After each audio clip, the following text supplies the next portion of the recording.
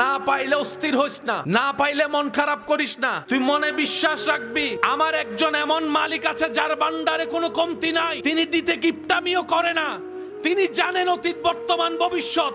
সুতরাং আমার ভরসা বিশ্বাস আমার রবের উপরে ছেড়ে দিলাম, জীবন্তরী রবের নামে ছেড়ে দিলাম।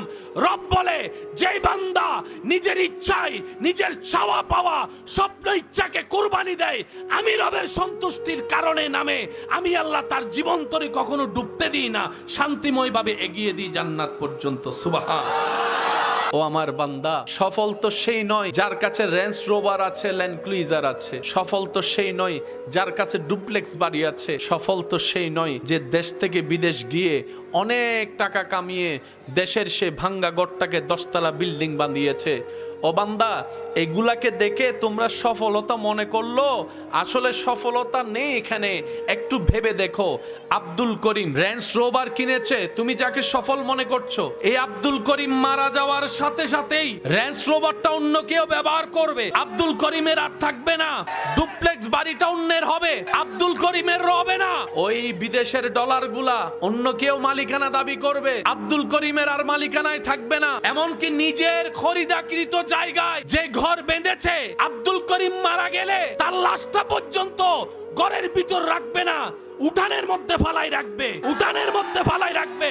তা আব্দুল করিমের তো গাড়িও রইলো না, বাড়িও রইলো না, ডলারও রইলো না, জমিনও রইলো না। তা আব্দুল করিমের কি আছে? রব বলে, এটাই তো বুঝাতে চাই, যার কাছে ঈমান আছে, নেক আমলের পাহাড় আছে, আদব আছে, ভদ্রতা আছে, ঈমান আছে, মহাব্বত আছে, সুন্দর একটা বড় মন আছে, পবিত্র চিন্তা আছে, সেই হচ্ছে দুনিয়া আখিরাতের সফল। সুবহান। সেজন্য সফলতার একটা প্রধান চাবি হচ্ছে নিজের সামনে যে জন থাকবে তাকেই উত্তম ভাববেন, সামনের জনকে বেটার মনে করবেন, সামনের জনকে নেককার ভাববেন, নিজেকে গুনাহগার মনে করবেন। আপনি যত আপনার জায়গা থেকে রবের হাজার ধরনের নিয়ামত পাওয়ার পরও নিজেকে মাটির সাথে মিশাই দিতে থাকবেন, আপনার রব দয়া করে আপনাকে সমাজে, এলাকায়, দেশে ওই মাটি থেকে তুলে চেয়ারের সম্মানের আসনে বসায় দিবেন।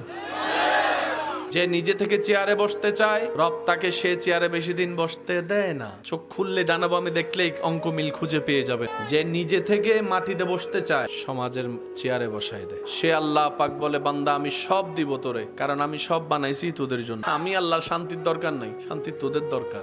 আমি আল্লাহর ঘুমের দরকার নাই, ঘুম তোদের দরকার। আমি আল্লাহর খাবারের দরকার, খাবার তোদের দরকার। তো তোদের যা দরকার সব আমার কাছে আছে, আমি রব দিতে রাজি, তবে তোর টাইমে দিব না। এই প্যাঁচগুলো না বুঝার কারণে অনেকে আপনারা আমরা ডিপ্রেশনে চলে যায়। দিয়েছেনও যিনি, দিবেনও তিনি, কিন্তু সময় আপনার আমার নির্ধারিত নয়, সময়টা উনি নির্ধারণ করবেন। কোন সালের কোন মাসের কোন তারিখ কি বার আপনি কোন টাইমে কি পাইলে ভালো হবে সেটা উনি জানেন। আপনাদের এলাকায় ছোট বাচ্চা মারা যায়, গেছে তো? মায়ের পেটে, মায়ের থেকে বের দুনিয়াতে আসার পরে একদিন পরে, এক সপ্তাহ পরে, এক মাস পরে, 2 মাস পরে বাচ্চা মারা গেছে। তখন আমাদের সমাজে একটা কথা বলে, আফসোস করে, আল্লাহ তুমি দিলাও কেন?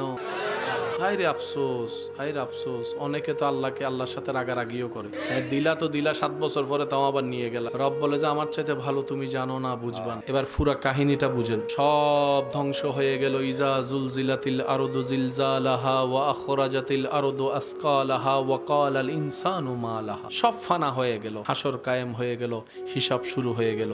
সেই হিসাবে দেখা যায় ওই বাচ্চার মা বাবা নিজের আমলের দোষে, কর্মদোষে জান্নাত পাওয়ার কোনো যোগ্যতাই নেই, অধিকারই নেই, জাহান্নাম তার প্রাপ্য। কিন্তু রবের চাওয়া দুইজনকে জান্নাত দেওয়া। আর রব্বুল আলামিনের একটা শান মনে রাখবেন, আল্লাহ সব সময় কারণ খুঁজতে থাকে বান্দাকে মাফ করার জন্য। আজীবন মাথায় রাখবেন, আজীবন আল্লাহ সবসময় কারণ খুঁজে, বান্দা কিছু একটা কর, অল্প কইরা কর, আমার জন্য কর। এই একটা দেখে আমি যেন খুশি হয়ে তোর সারা জীবনের গুনাহ মাফ করে দিতে পারি, মাফ করে দিতে পারি। আল্লাহ চায় প্রত্যেকটা বান্দা জান্নাতে যাক। এবার সেই মা বাবা আল্লাহর আহকামুল হাকিমিনের বিচারে গুনার পাল্লা ভারী হয়ে জাহান্নামের দিকে রায় হয়ে যাবে। আল্লাহ রায় দিয়ে দিবে, জাহান্নামের মধ্যে ফেরেশতারা টেনে টেনে নিয়ে যাবে। যেই মুহূর্তে জাহান্নামের দরজার কাছাকাছি যাবে, আরেকজন ফেরেশতা এসে বলবে, ওনাদেরকে জাহান্নামে দিও না, রায় চেঞ্জ হয়ে গিয়েছে, ওনাদেরকে জান্নাতের রাস্তা দেখিয়ে দাও।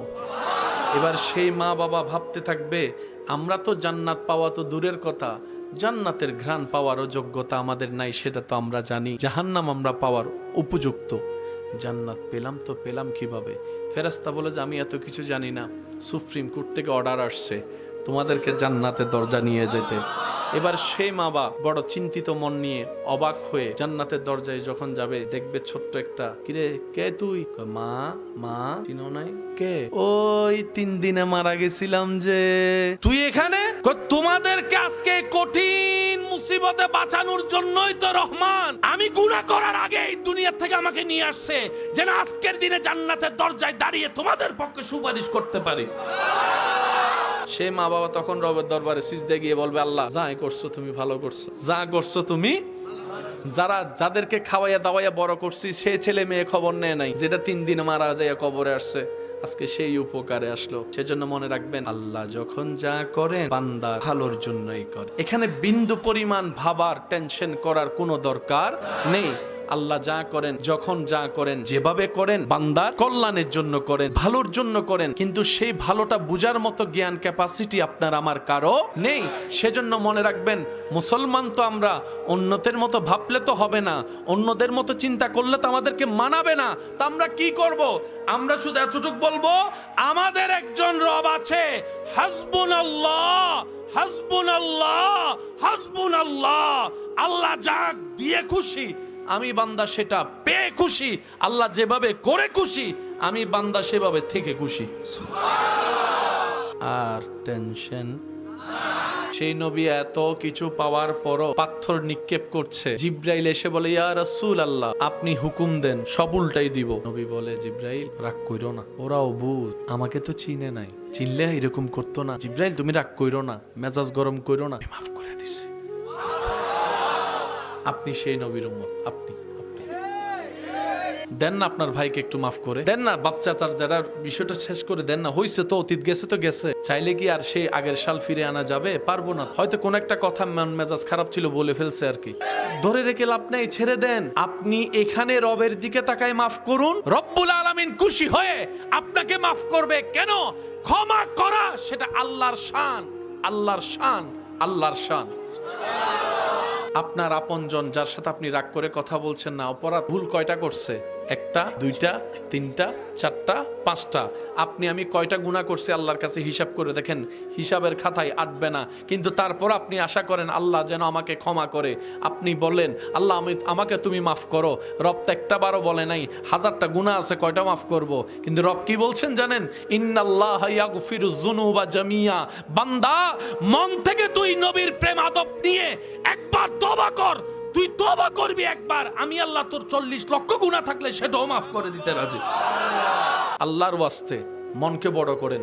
হ্যাঁ, আপনি যদি মন বড় করেন, গুতা আপনি খাবেন, লিখে রাখেন। আপনি যদি মন উদার করেন, ভালোবাসাকে উন্মুক্ত করেন, সবার উপকার চিন্তা করেন, পিঠে আপনার আঘাত পড়বে এটা নিশ্চিত। অন্যকে খাওয়াবেন, আপনার ঘরের খাবার শর্ট পড়ে যাবে, এটাও বাস্তব।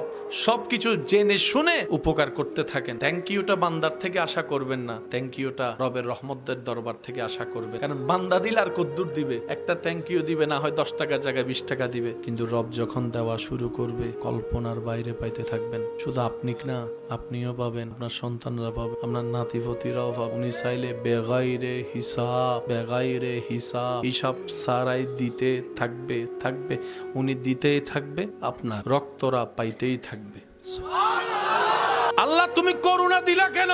রব বলে যে যতগুলা কারণে করুণা দিয়েছে তার মধ্যে একটা কারণ, বান্দারে তোর রিজিকের দায়িত্ব আমি তোর আত্মীয় স্বজনের হাতে দিই নাই, তোর রিজিকের জিম্মাদারি তোর আপন পরের কাছে দিই নাই, তোর রিজিকের দায়িত্ব তোর বাচ্চাটা জেনার কাছে দিই নাই। তুই বান্দার রিজিকের দায়িত্ব আমি আল্লাহ নিয়েছি। করোনাকালীন সব বন্ধ, খাবার বন্ধ ছিল না, কারণ রাজ্জাক আমি আল্লাহ ছিলাম, আমি রিজিক দিয়েছিলাম। করোনাকালীন সময় আমি আল্লাহরে ভুলে গেছিস তো? দেখ আমি কেমনে খাওয়াই। ঘরের উপর, ঘরের ভিতর থাক, বাইরে লকডাউন, রুমের ভিতরে থাক, খাটের উপর শুইয়া থাক, শুইয়া শুইয়া খা, বৈশা বৈশা খা, হাইটটা হাইটটা খা। গাম জড়ানোর দরকার নাই, তোদেরকে প্র্যাকটিক্যাল আমি আল্লাহ বুঝাই দিলাম। রিজিকের জন্য পরিশ্রমের দরকার নাই, আমি রবের দয়ার দরকার, দয়ার দরকার, দয়ার দরকার। করোনাকালীনের সময় আপনারা জিন্দা ছিলেন, সারা বিশ্ব লকডাউন। করোনাকালীন সে কঠিন পরিস্থিতি যখন পার হচ্ছে, সারা বিশ্ব তখন টেনশনে পড়ে গেছে। আপনরাও কিন্তু আর পাশে দাঁড়াচ্ছে না ভয়ে, কাত থেকে দৌড়া। তখন ওই মাস্ক, বন্ধুর সাথেও হাত মিলাতে, আর যে কেউ একটু কাছে আসলে 3 ফিট দূরে যা, কয় আয় দোস্ত একটু মুগাই, 3 ফিট দূরে যা। আর যদি করাও লাগে তাহলে একটা কাজ কর, ওই স্যানিটারি কর আগে, ভালো করে কর। এবার আমি আপনাদেরকে বলবো, আপনারা একটু আওয়াজ দিয়ে বলবেন, করোনাকালীন সময়ে লকডাউনের কারণে রাস্তাঘাট খোলা ছিল না বন্ধ? গাড়ি, অফিস, মাদ্রাসা, স্কুল, কলেজ, ভার্সিটি, অফিস, আদালত, চাকরি, ইনকাম, খাবার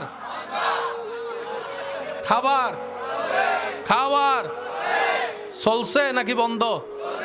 খাবার এখন মনে হয় ডেলি কয় বেলা? এখন করোনাকালীন মনে হয় 1 বেলা ছিল। ইমানদার ভাইরা বলেন, খাবারের জন্য বাজারে যাওয়ার দরকার আছে না? বাজার করার জন্য টাকার দরকার, টাকার জন্য চাকরি, ব্যবসা, কাজের দরকার, কাজ করার জন্য পরিবেশের দরকার। তো করোনাকালীন তো সব বন্ধ, ইনকামও বন্ধ, খাবার বন্ধ। 3 বেলা ভালো করে আল্লাহ খাওয়াইছে নাকি খাওয়াই নাই? শুধু তা না, এখন তো পরিশ্রম করে খাইতে হয়। আল্লাহ তখন কইছে ঘরে বসে খা, অন্য সময় গাম জড়াই খাইছে। এখন কারণ বাবারা যা কামাই নিজের জন্য না ছেলে মেয়ের জন্য, দাদা নানা যা কামাই নিজের জন্য না নাতিদের জন্য। এবার প্রত্যেকটা দাদা নানা যখন, বাবারা যখন চিন্তা করবে আমার পরবর্তী প্রজন্মের জন্য আমার আল্লাহ আছে, তো আমার টেনশন নাই। 2 নম্বরই কামানো ছেড়ে দিবে, সুদ খাওয়া ছেড়ে দিবে, গোশ খাওয়া ছেড়ে দিবে, অন্যের জায়গা জুলুম করে নেওয়া ছেড়ে দিবে, দলিলে 2 নম্বরই করে জায়গা খাওয়া ছেড়ে দিবে, সীমানায় দেওয়াল তোলার সময় 10 ইঞ্চি অন্যের জায়গা মেরে খাওয়ার চিন্তা ছেড়ে দিবে, বিলের মধ্যে আইল কাটার সময় নিজের বাগেরটা একটু বেশি করে কাটতে অন্যটা ছোট কইরা ছেড়ে দিবে। কারণ সব সময় তিনি বলবেন আমার আল্লাহ আছে আমার ছেলে মেয়েকে দেখার জন্য, আমার আল্লাহ আছে আমার নাতিদেরকে দেখার জন্য। সুতরাং এমন একজন আল্লাহ যার আছে, তার ভবিষ্যৎ নিয়ে ভাবার বিন্দু পরিমাণ দরকার। পৃথিবীর কত বড় বড় সুপারস্টার, তারকা, যাদের জন্য লক্ষ লক্ষ মানুষ পাগল থাকতো, তারা মৃত্যুবরণ করার পরে তাদের কবরের পাশেও কেউ যায় না। পৃথিবীর কত বড় বড় বাদশাহ, যাদের নাম শুনলে মানুষ থরথর করে কাঁপতো, আজকে তাদের কবরের পাশে গিয়ে মানুষ দুষ্টামি করে, এমন হাজারো রেকর্ড আছে। মৃত্যু বড় ভয়ানক, হ্যাঁ, তবে যে হতে পারে রবের প্রেমিক, মৃত্যু তার জন্য হয় আনন্দ। যে হতে পারে রবের প্রেমিক, তার জন্য মৃত্যুটা হয় ঈদের দিন। যে হতে পারে রবের প্রেমিক, রবের প্রিয় বান্দা, তার জন্য কবরটা হয় একটা আনন্দময় ঘর। যে হতে পারে রবের প্রেমিক, যার হৃদয় নূরের আলোয় আলোকিত, ঈমানের শক্তিতে বলিয়ান, কবর হাসর সমস্ত বাধা সে রবের রহমত দিয়ে পার হয়ে যাবে হাসি মুখে। এমনকি চোখের পলকে রবের রহমতে পুলসিরাত পার হয়ে জান্নাতে প্রবেশ করবে।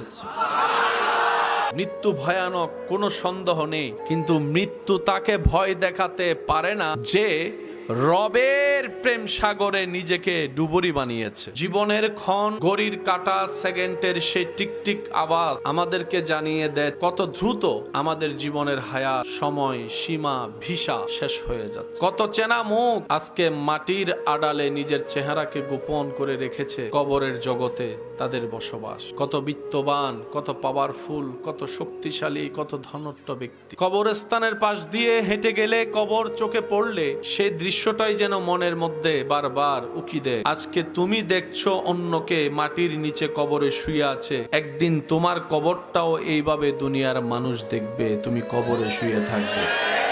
মৃত্যু এমন একটা শক্তিশালী সত্য জিনিস, মৃত্যুকে যদি আপনি আমি সত্যিকার ভাবে বুঝতে পারি, পৃথিবীর 90% জামিলা, 90% ঝামেলা মানুষের ভিতর দ্বন্দ্ব শেষ হয়ে যাবে। বলেন মৃত্যু ভয়ানক, মৃত্যু কবর ভয়ানক, কবর কিন্তু সবার জন্য নয়। যারা রবের হবে তাদের জন্য মৃত্যু হবে আনন্দের, তাদের জন্য কবর হবে আলোকিত, তাদের জন্য হাসর হবে ইজ্জতের, জান্নাত হবে প্রশান্তির।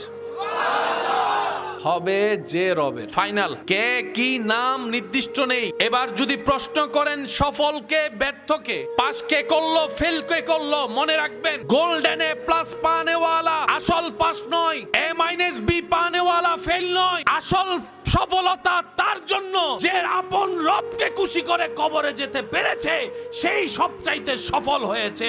ডান হাত তুলে দেখাই বলেন ঠিক কিনা। আসল সফল সে, আর যে রবকে খুশি করতে পারে নাই সে পৃথিবীতে গোল্ডেন এ প্লাস পাইও আর পরীক্ষার খাতায় যে বি পাই নাই, কিন্তু রবের প্রিয় বান্দা হিসেবে গোল্ডেন এ প্লাস পাইছে। আল্লাহ তাআলা এই ইঙ্গিতটাই কোরআনের মধ্যে দিয়েছেন, কাদ আফলাহা মান যাক্কাহা।